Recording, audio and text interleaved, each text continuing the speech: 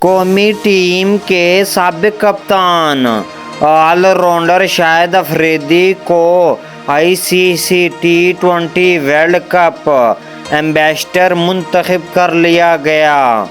2009 T20 world cup فاتحہ team کے رکن اور سابق کپتان شاہد افریدی کے علاوہ T20 ورلڈ کپ 2024 کے لیے ایمبیسڈر میں بھارتی یوراج سنگھ، ویسٹ انڈیز کے کرس گیل اور اولمپک گولڈ میڈلسٹ میں یوسین بولٹ بھی اس فہرست میں شامل ہے۔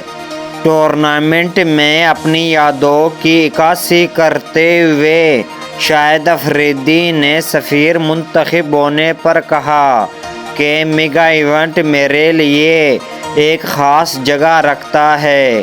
افتتاحی ایڈیشن میں پلیئر آف دی ٹورنامنٹ کے اعزاز سے لے کر 2009 میں ٹرافی اٹھانے تک میرے کیریئر کے کچھ یادگار لمحات جڑے ہوئے ہیں۔